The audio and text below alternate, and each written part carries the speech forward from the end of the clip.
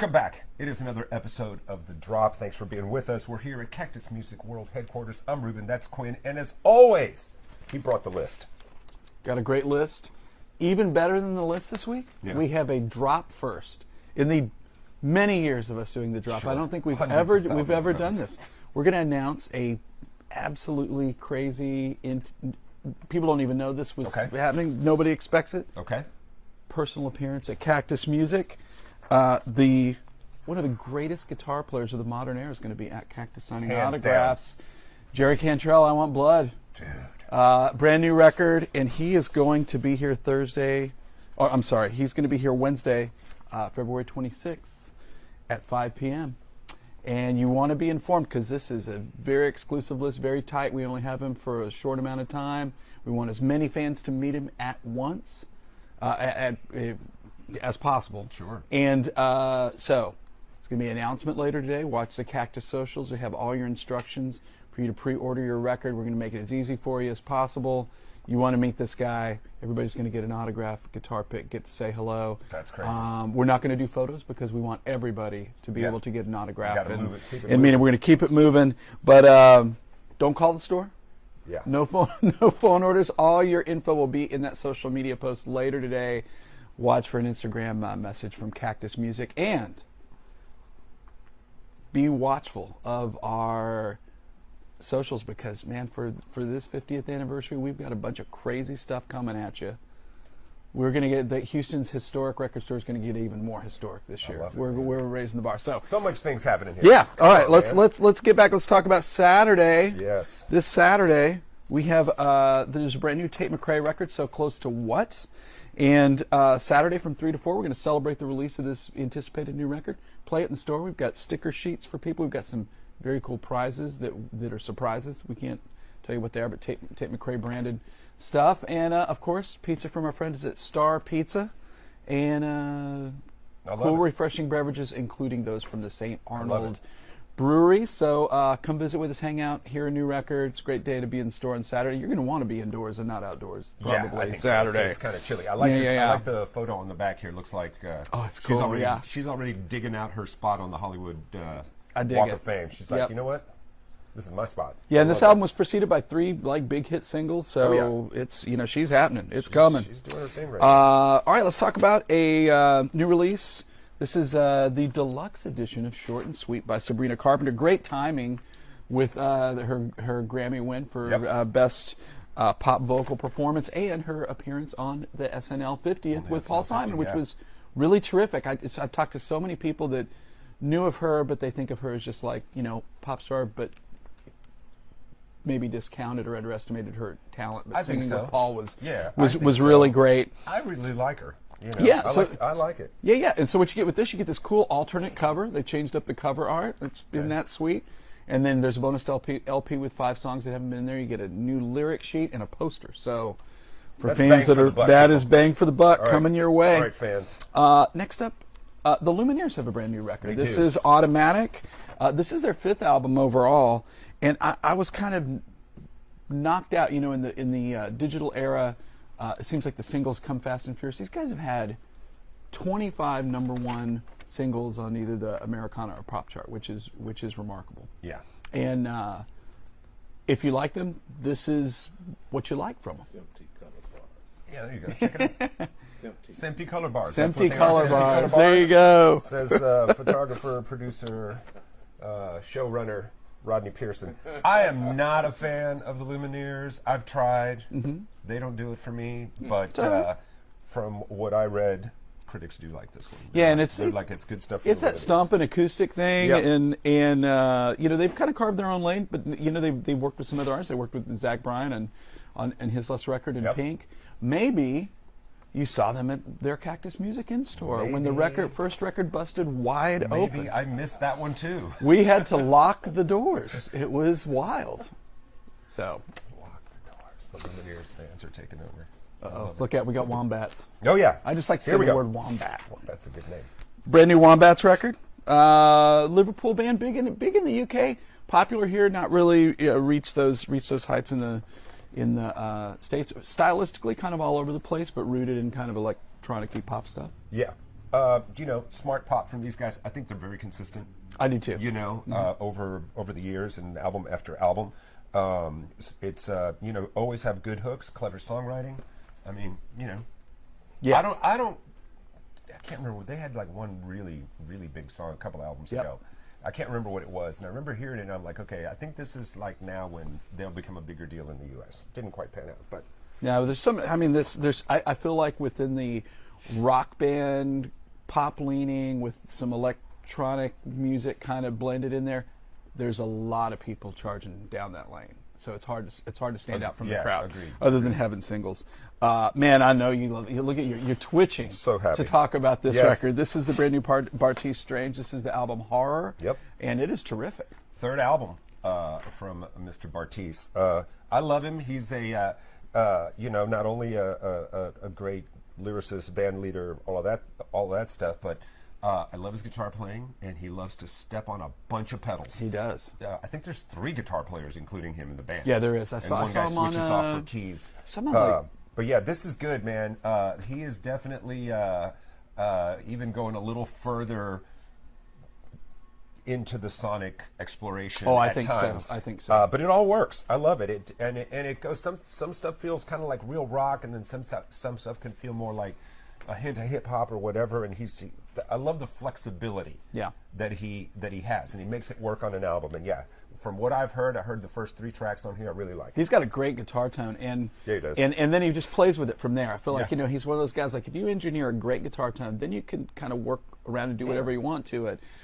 His last album, NPR, Rolling Stone, Yep. and New York Times like favorite album of the year. So this guy is emerging, and check him out because Keep an eye on. it's a fun record. Keep an eye Fun on. record. Let's talk about Inhaler. They got a brand new record, Open Wide, Irish band. Dublin. From Dublin. Initially, I think people maybe weren't so into it because there was a little bit of nepotism. connection? A little bit of a connection. You might notice I noticed when I listened to the record. You can totally You hear can it in totally the vocal. tell. You can totally hear it in the Elijah Hewson is Bono's son. From U2. From U2, and but I mean the record's strong. I think The record is strong, and I think these guys, and we heard it from the very first single. This is what, 3rd record for them? Is this also a 3rd record? I don't know. I've got it in my notes. This is I don't know. this is their 4th. 4th record. No, I'm sorry, 2nd full length. They've had a bunch. Second of full length. Okay. So by design, and maybe it's the DNA, but they are like designing the music to be, headlining an arena. Absolutely. That's it's arena, modern arena rock. That's Yep. the model. Very It's anthemic. big songs. Anthemic. Big Yep. songs. Yeah. It's good stuff. I like it. Also, little doses of electric. Oh, yeah. Little synthy here and there, and programming. So I love the story that like he didn't know like he had a famous dad and he was just playing Guitar Hero and became like and was like, oh, I think I want to kind of play guitar. Yeah. Like when he's like 12 or 13. After playing Guitar Hero, it's like, oh, I can help you out with that song. yeah, and U2 was one of those bands that, with all their immense popularity, you never heard anything about the family. Right, they You know, did a kept great their job with families that. completely out of that. It's like not like, oh, brought the kid to sound check or that kind of thing. I So- read a great quote by Mike Myers years ago. They were asking him, it's like, how come we don't hear about your family? There's no drama or whatever. He's like, I live in rural Canada. If you don't want to see your kids in tabloids, get out of LA. Move to, and of course they live in rural Ireland. So there you go. Yeah. This is almost not safe for drop cover, but it is. I've pre-screened it. Did you? Yeah. Okay. This is Ice Spice Y2K. With the this is the We'll just show the front. Of the Indie, album. yeah, there you go. We're not going to flip this one this around. this is the Indie Store exclusive edition with the alternate cover. Of course, such a kooky story. She's born on January 1, 2000. So she's legit So Y2K. Y2K, Yeah. absolutely. This record it was available digitally last year. This is the first. It's kind of finally on vinyl, finally on CD. It feels like the first time I heard the name Ice Spice that suddenly Ice Spice was everywhere. Yeah, absolutely. It was it just kind of blew that up. kind of thing from the Bronx, right? Yeah, and Houston had got some play because God, there's a Travis lot of Scott people was on on this, it. yeah. Yeah, Gunna. There's a lot of people. I think there's a track with the baby NLE Choppa, which we had a. Was that the in store that didn't happen? No, that one happened. That one was was a lot of folks here for that. Just one of these just exploded on streaming, and I think that was the first actual release. Yeah, they actually did manufacturer on demand CDs for that event. Yeah. You know, where they actually, somebody goes and does a bulk burn and somebody has to cut up sleeves and put them together for that event. That was kind of a kooky deal. Yeah, I remember that. But you heard about it first on the drop. You heard about it on the drop. Yep. Next up, one of my favorite guys, Gary Lewis of the Jayhawks, one of like the pillars of America, Such a great Americana band. rock. Yep. And this is really a sweet record. This is Dark Country's the name of the record. He says plain and simple, it's a love letter to his wife. And it's a spare record recorded in his home studio in rural Quebec. Okay. And man, it's just, you know, sound of his. There's a little bit of pedal steel in there and whatnot, but man, it's really a sweet record. Frames he has such a beautiful voice, Yep. and it's a cool record. It's a Dark cool Country. record, quieter than, you know, that band. Jayhawks can kind of rock out, Yeah. but this is not that. This is a quiet, sweet record for Limited you. edition cream vinyl. There you go. Only in indie stores. I'm excited to talk about this band, Horse Girl. You know Yes. them? This album, Phonetics, On and On. Young band from Chicago, and really, I think a knockout band. There's a lot of stuff going on there. There's a little bit of Stereolab, a little bit of Yola Tango. I think a heaping dose of Kim Gordon. This is the pay it forward influence of a great indie rock artist coming to light with a new band. And this is second release for them? Yeah, second full-length album. Yeah. I remember hearing some of the first album. I didn't make it to this on the list this week, so I'm going to take your word for it. Yeah, it's good. It's really good. We were listening to it this morning at the store, and like everybody's like, "Man, this is really good." And they're young. Yeah. So good to hear a new band launching. Coming to you on crystal clear vinyl. There you go. I don't know if you listen to this record. You cannot turn this record around. That by the is way, okay. We can't show any. Of We that. can't show No, almost any of Let's it. not even hold that up. I think we can. We do that side. We can do this side. Hang on, Okay. Let me see this. Lambrini Girls. No, we can't. We can. We can't put that on. There's no way. Just cover up your finger. Is there anything in the? Is there any? No, I proof the artwork. This did not say for drugs. You really only do that once.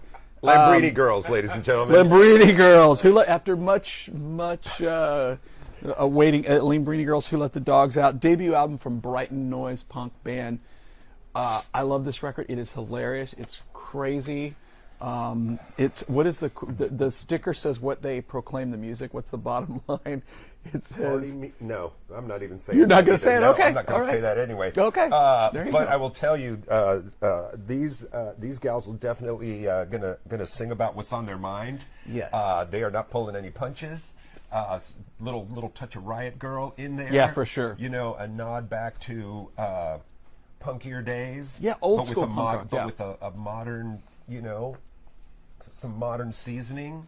This is what I want to listen to if I'm going to a concert that I'm excited about. Oh yeah. And you know, I don't know if you caught this, but it reminded me. You know, Amel and the Sniffers are having like a big run right now, and I totally see this as like in that coming in right that lane. In that lane, coming They right should behind tour them. together. If they haven't figured that out yet, put them on the In same that bill. lane, coming up quick in the rearview mirror. But check this record out. It's Put 'em on the crazy same town. bill. Yeah, It's I love crazy it. town.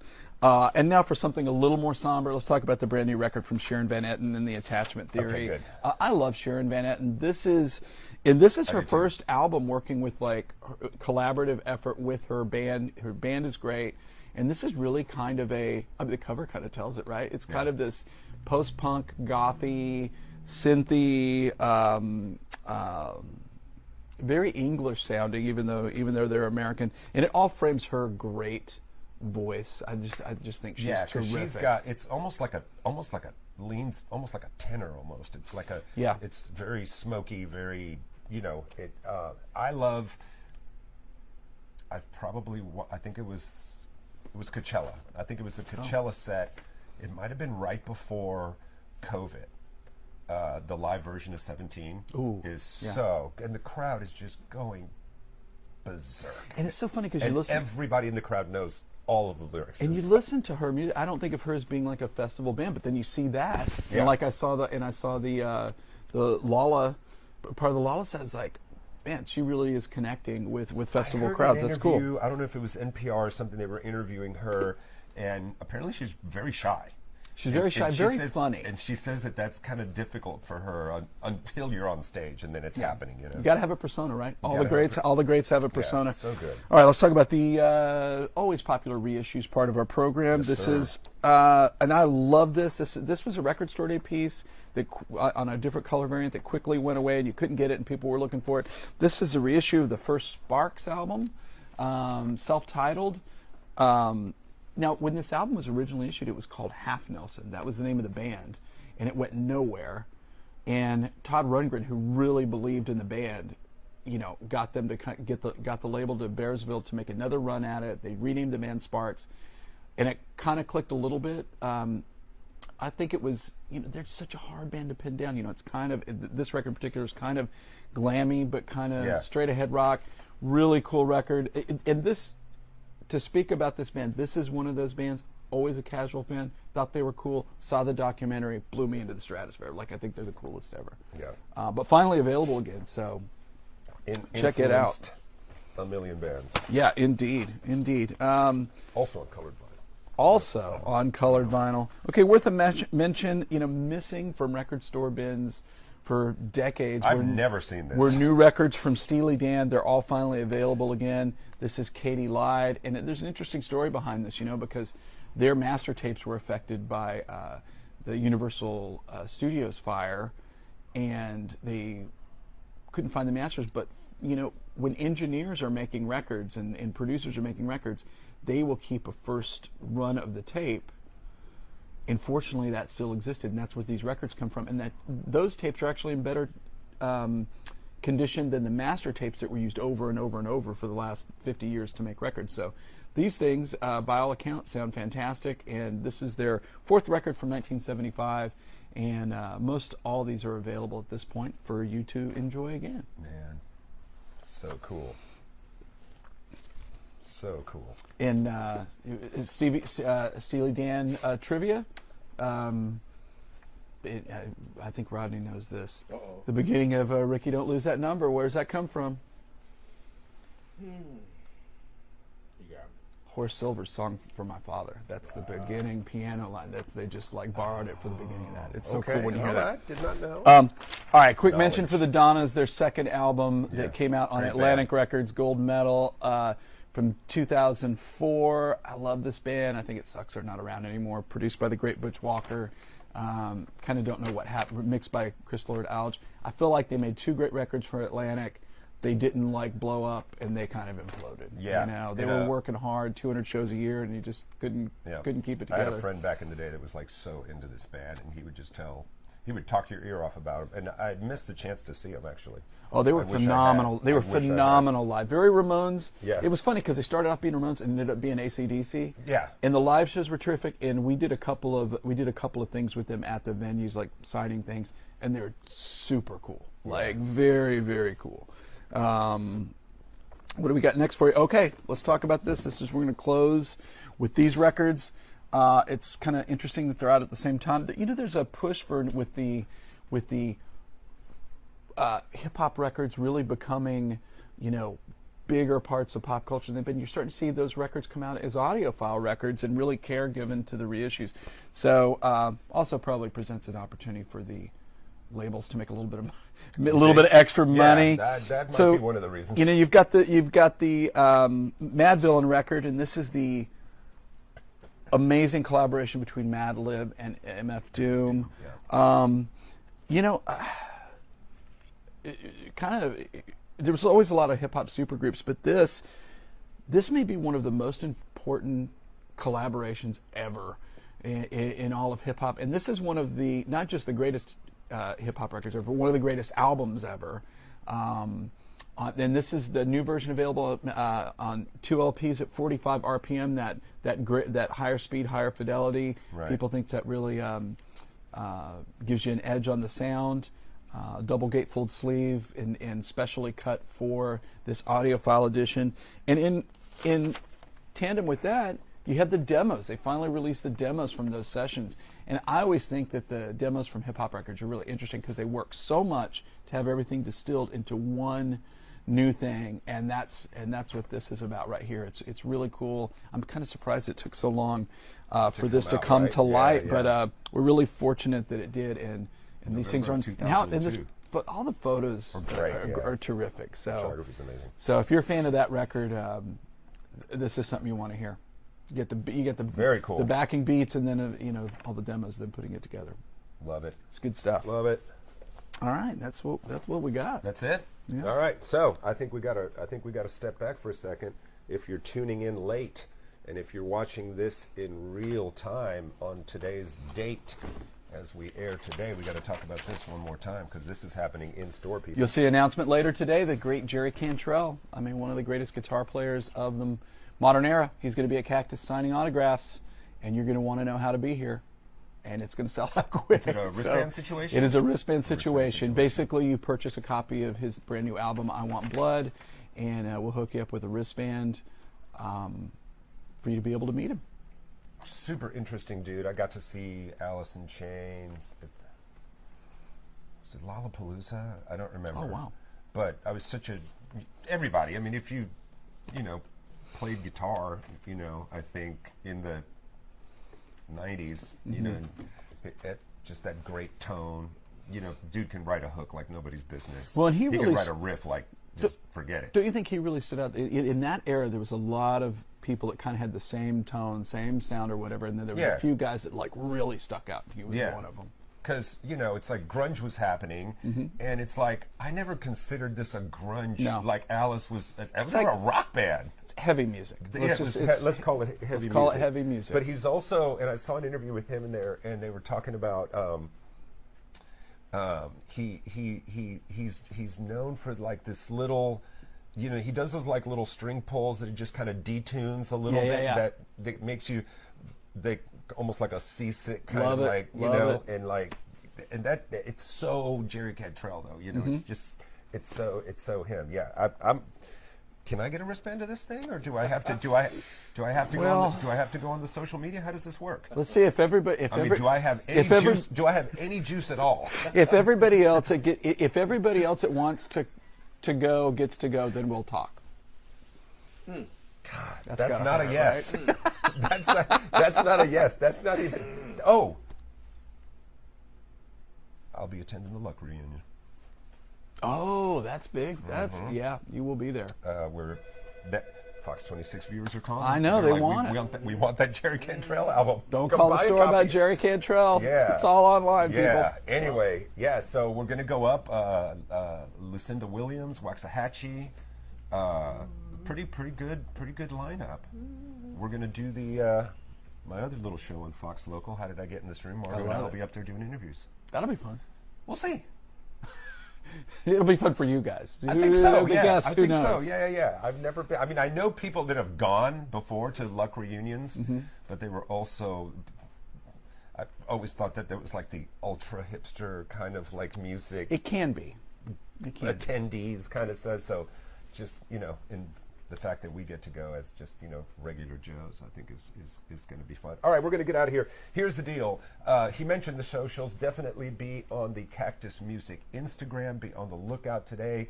As soon as this show ends, as soon as you watch this, be sure you're watching the socials because you're going to want to be part of this. Yeah, pay attention over the next few days because we have some awesome venue signings coming up. Love that. Your opportunity to get an autographed copy of we tell them not records to call, by touring artists. I know it. There they come. The phone. All right, I'm Ruben. That's Quinn. We'll see you next Thursday. Peace.